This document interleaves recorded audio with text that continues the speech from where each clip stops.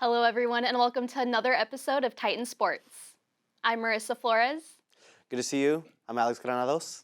Hey everyone, I'm Oscar Rodriguez. Welcome back, everybody. I'm Enrique Medina. And I'm Ethan Michael. And we're here to get the ball rolling for you to provide you with your weekly sports updates. Welcome back to Titan Sports.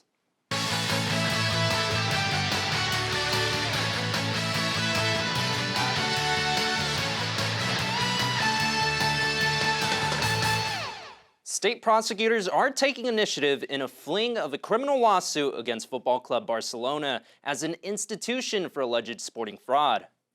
It's claimed the team has engaged in payments with former vice president of the referee committee, Jose Maria Enriquez Negreira, from 2001, continuing until he no longer held the position in 2018. The payments from the team were allegedly pursued in exchange for technical reports containing information on referees and youth players. Previously, Enriquez Negreira claimed his job within the committee was to ensure neutrality in any referee-related issues. However, prosecutors have formally accused the club of corruption, stating there was a tendency to favor the Barcelona Football Club in referee decisions and in results of competitions. As of now, La Liga said Barcelona will not face sporting sanction over the revelation of the statute, and limitation laws in Spain make it possible only to punish clubs within 3 years of any offenses. The club denies the accusations, staying true to their claim of payments being for the sole purpose of technical reports. The biggest roster change to this eventful offseason has been All-Pro cornerback Jalen Ramsey, who is being traded to the Miami Dolphins. The Rams received a third-round pick in 2023 and a tight end in Hunter Long. The Dolphins have now made a splash in the offseason for a second year in a row. After trading for the second highest passing yard receiver Tyreek Hill, this past season, Miami has now formed the deadliest cornerback duo in the league with Xavier Howard on the other side of the field. While it's unclear if they received enough in return for the star cornerback, changes certainly needed to be made in this Los Angeles team after losing to the encore of their winning the championship. The Rams finished with a 5-12 record, not really standing a chance due to injuries. Their biggest weapons on offense, Matthew Stafford, Cooper Kupp, and Odell Beckham Jr., all missed a significant amount of time. Given how star-heavy and lopsided the roster's contracts were, the Rams felt they needed to get rid of Ramsey to be able to add depth to their team moving forward. Ramsey certainly did not seem to mind the big news one bit. Jalen Ramsey, who's known to be one of the most outspoken players in the league, expressed, quote, "I prayed for this specifically for about a month, and now it's happening," end quote. Him and Xavier Howard complete the Dolphins' stacked roster for both sides of the field next season. Well, in other NFL news, Aaron Rodgers is still keeping the mystery alive on what he will be doing next season. After losing again in the playoffs for the third straight year, Rodgers has been the talk of the trade rumors more and more each year. After Devontae Adams signed with the Las Vegas Raiders, it was clear that Rodgers did not have a supporting cast that was even close to championship ready.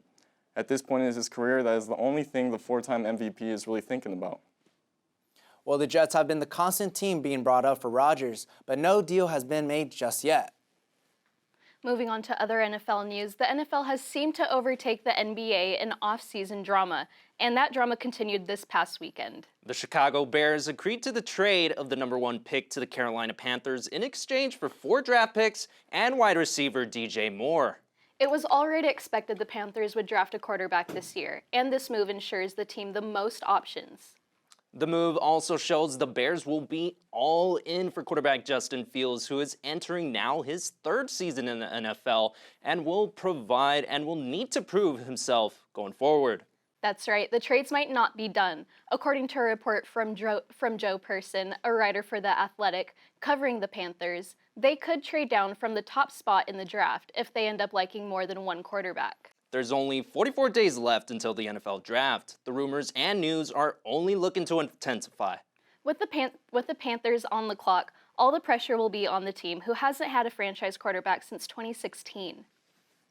The World Baseball Classic is back and is showcasing how universal the 200-year-old game truly is.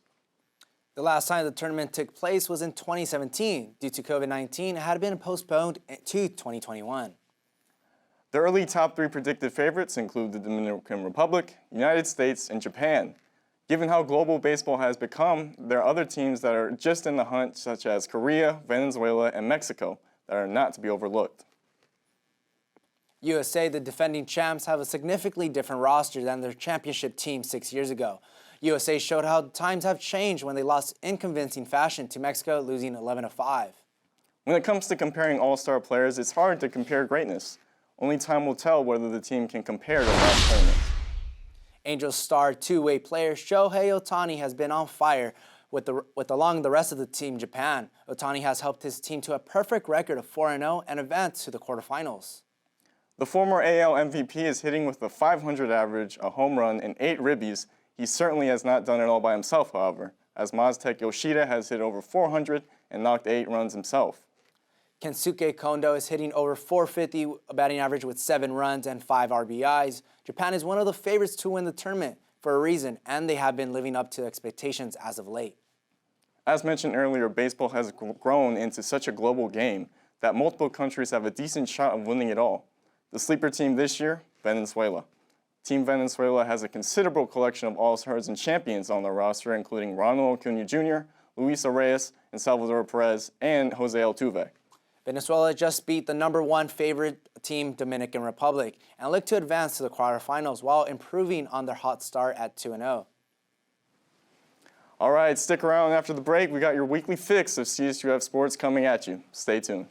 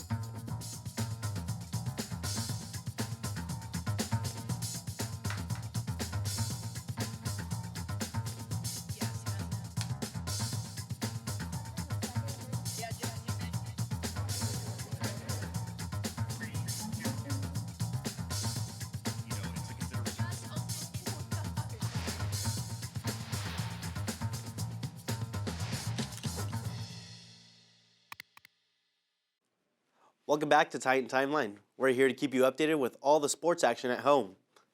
After surviving a scare in overtime against Hawaii and upsetting the #1 seed UC Irvine, CSUF men's basketball had a chance to dance in the Big West Conference Championship.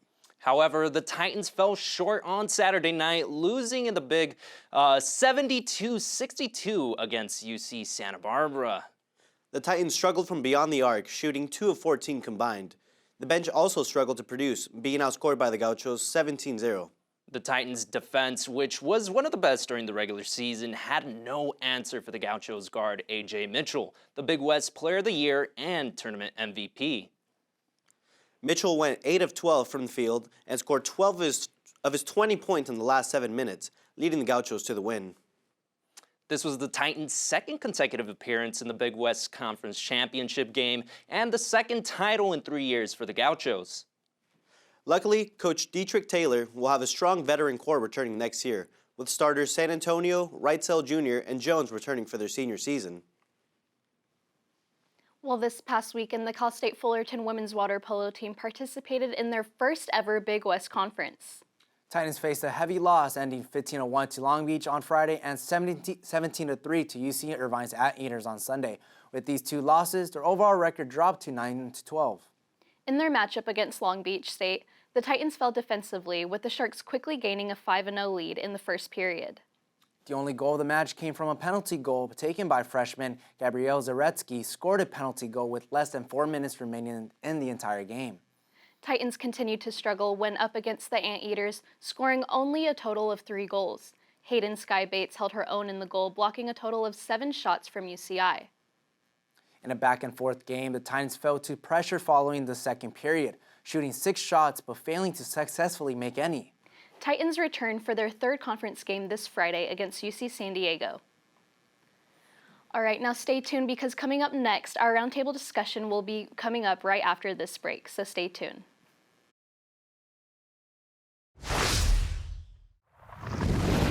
Hello, everyone, and welcome back to our roundtable discussion. I know we have a few headlines in the news today, but I think our biggest one, I'm sorry, Enrique, is going to be the NFL trades and the free agency and what's going on there.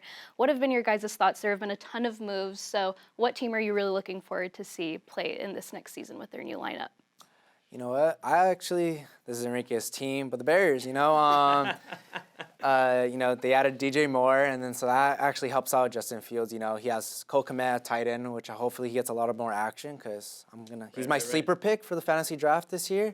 But yeah, also you have Darnell Mooney so I'm excited for the Bears. They're a really exciting team, and hopefully with DJ Moore, that's Fields to be a better quarterback. I feel like that also allows a guy like Chase Claypool to really kind of work his thing. He's more of a vertical route runner, that kind of just go out there and get it type of guy, and that's going to, with the acquisition of DJ Moore, is going to allow for him to reach more of his true potential. And also having an offseason to work out with Justin Fields is going to be enormous. And the Bears have already signed a few guys on defense because, look, the Bears were a better defensive team going into this season than an offensive team, but as the season progressed, it actually flipped. They were better offensively, while defensively, it started to go down a little bit. So they signed linebacker Tremaine Edmonds from the Buffalo Bills. They've also signed a few depth pieces, a D-end, and another linebacker. So defensively, they're also getting back to where they should be. So on both sides of the ball, they should be getting better. I think the one team I'm going to be looking at is the Carolina Panthers, and everyone's going to be have their eyes on them, solely because as of now, everyone thinks they got fleeced on that trade for the number 1 pick. I mean, they gave up a lot. They did. And they still don't even know who they're going to pick. There's not a Trevor Lawrence in this draft. There's not a Joe Burrow, not an Andrew Luck. So there's going to be a lot of questions there. And this is definitely a move made by the owner, Dave Tepper. I don't know how familiar you guys are with him, but he came from the Steelers organization, so he's used to winning. Ever since he purchased the Panthers, he's been focused on winning, but he's also getting really impatient, and you can tell this is a move made by him at the end of the day. So basically, this is kind of just like a desperate, I guess, trade to go get them. I mean, desperate to win, yes. Yeah. But at the same time, they don't know who they want. If you had the pick, who would you pick? It's tough. I want to say Bryce Young, but C.J. Stroud is up there with him as well. We all know if Bryce Young was 6'3", he'd be number 1 easily, but he's not. He's 5'10", about like $190, 200. So. What do you think about Anthony Richardson? I know he's been getting a lot of talk after he impressed a lot of scouts during the NFL Combine. You think he might slip up as a number 1? He'll creep, not in the number 1 unless something bizarre just happens. Right. But I mean, the Panthers could fall in love just because he is Cam-like, and that's who they had before. But I don't think he's going to slip to number 1. That's a long shot. Teams I'm looking forward to, obviously we haven't talked about them enough, is the Dolphins because, I think we look at the Bears, look at the Dolphins. I think the biggest thing when putting up a roster right now in the NFL is the quarterback's rookie contracts, right? Because that allows the other teams to really put on a roster. And then when you have to pay them, like Mahomes or Rodgers, then you have to sacrifice stars, right? They had to get rid of Tyreek, they had to get rid of Devontae, who rightfully are getting paid as well. But I think Justin Fields is going to be a Pro Bowler this year. I think he's really good. And when you talk about Claypool, of how he's the vertical runner, you can only accomplish that when you have the time in the pocket. Exactly. And so they made some moves to get linemen this year, and I'm looking forward to it because the Bears had the most salary available, and they're making moves. And it's not the sexiest positions, but the sexiest positions, you need linemen, you need linebackers. Look, you got to think of it this way too. The Bears have set themselves up for future drafts as well to be able to sign linemen or whatever it is the need is at that point. I mean, we could very well be looking at this Carolina Panthers pick as being a top 5 pick next year. So the Bears are set up in a really good spot. Ryan Poles has done a fantastic job. He's gotten rid of Khalil Mack, Roquan Smith, even though it hurt at that moment. There were necessary moves. You talked about it. Sometimes it's hard to give up your stars, but sometimes it's the most necessary thing you have to do to kind of plan a better future for your squad. And look, this is all for Justin Fields, right? So I think they're moving in the right direction. Just like the Rams, too. I mean, what did you guys think of the Ramsey trade? I mean, they got a 3rd-round pick. I don't know if that's enough for Jalen Ramsey, but I think they're more doing it for the depth because clearly they didn't have enough, and once one star was out, they were just done. So what do you guys think of that trade? I think it needed to happen.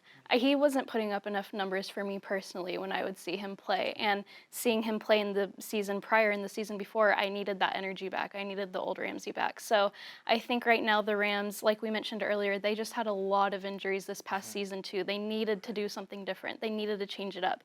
And like with OBJ, we don't know where he's going to end up, if he's even going to end up staying, which I don't think is going to happen. But I think a lot of stuff was up in the air for them when this season ended.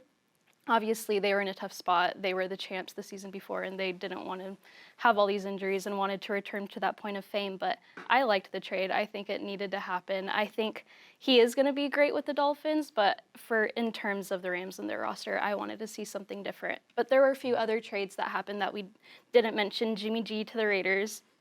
That means I'm a little worried for my Broncos, but we won't talk about that. And Waller to the Giants. I know you wanted to talk a little bit about that as well. Well, it kind of affects you too, because how you feel about like Waller, big player, leaving your conference and going to the NFC.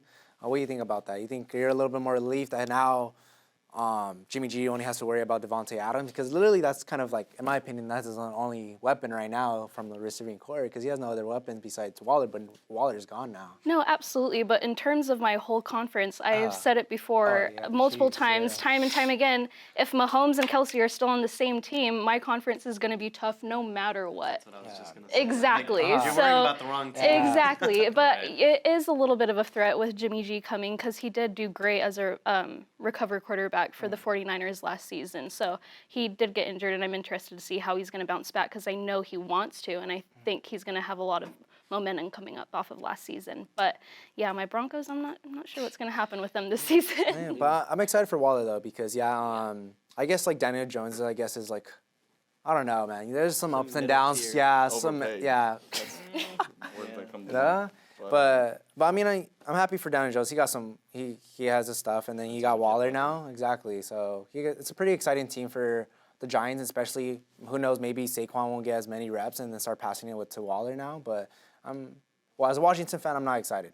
But I mean, it's excited to see Giants be able to being a good team now. So Yeah, and going back to the Raiders, they might have the worst coach in the division, probably have the worst quarterback in the division. So, like we were saying earlier, you don't even have to worry about them at the moment. Exactly. But let's not forget, though, I thought we were going to have one of the best quarterbacks last season. And Coaching look matters. how that ended up. But now we did get Peyton, so hopefully that'll get a little momentum going. I'm not sure how much time we have, but the World Baseball Classic is going on. I know you really want to talk about it, and I think we should start off with talking about Team Mexico and that huge win that happened this past weekend over the U.S. What were your thoughts? Incredible atmosphere. I saw a lot of people, a lot of personal friends who went to that match.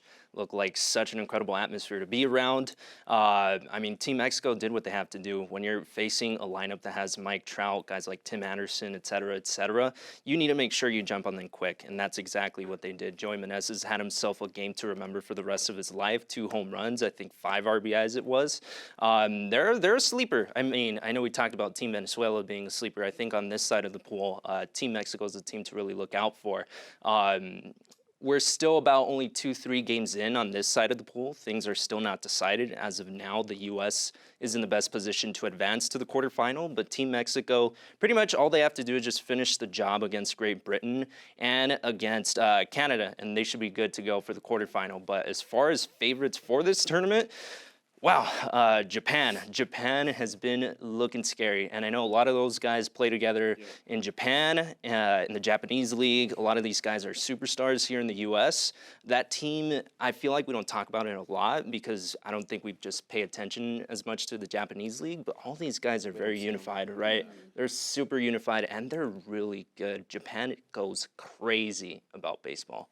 So I don't know. What do you guys think? Who would you guys say is a favorite right now? I'm gonna go with USA. Gotta stay patriotic here. We won last time, and it's a completely different roster. But you can't count us out. I think, like we've talked about before, it's global. I think a lot of teams have chances. I'd probably go Venezuela because I like their odds. Look, we can't forget about the DR. I was just going to say, I still favor the Dominican Republic. They have all the stars.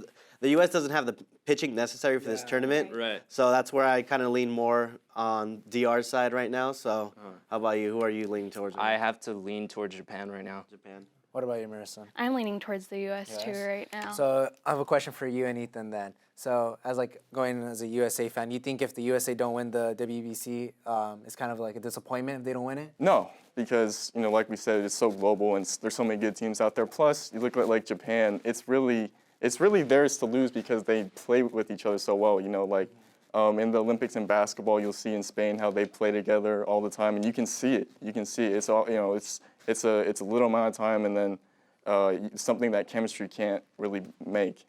But no, I think it wouldn't be a disappointment at all. Yeah, absolutely. I mean, no one wants to lose, first of all, granted that fact, but I don't think it'll be that detrimental to them. One thing I really like about the World Baseball Classic is that we see all these foreign players play for the MLB during the normal season for 9 months, most of the year, and now we get to see them play with their home teams for their home nations and get to see them play Bring with out the other little kid in players. them, you know? Exactly, Right. yeah. And I think that's the times where we also get to see them play when they enjoy it the most. I think Right. that's really when we get to see them play Of course. as an individual. So, go ahead. Sorry. That and you see all the passion because they are representing their country with the players and the fans. So that's the best part. You see it with the World Cup always, and now you're seeing it with the World Baseball Classic. I mean, you see the Mexico-USA game. It was 90% Mexican fans. So Exactly. So that being said, I don't think it's going to be that detrimental to them. I think if another country wins it, good for them. MLB season will come back around and all those players will be back in the U.S. and playing for our leagues. So I think it's good to see for right now. Yeah, well, I like it because also it kind of showcases for the underrated players, to Yes. showcase their talent. Like pitcher from Nicaragua, he got signed to the Detroit Tigers, right. and he just strike out from 3 players from the Dominican Republic team, right? I think I'm correct. Yeah, exactly. He struck out Soto, the Devers, and another Dominican player. But yeah, like, see, he's just like. they're all stars. I'm pretty. Yeah, like I'm pretty sure. Oh, I mean, I don't know, but if I were him, I'm pretty sure going to this thing, I didn't think I would be signed right away, like after striking out 3 players. So I like that the WBC is able to showcase these players, more of the Central American countries, a chance to show the world what they have. But for my favorite, it's either Dominican Republic or Japan. I like Japan a lot, especially right now. Like, they're unbeatable. That's how it looks, especially when you show Hintani. Every time he hits a ball, it's gone.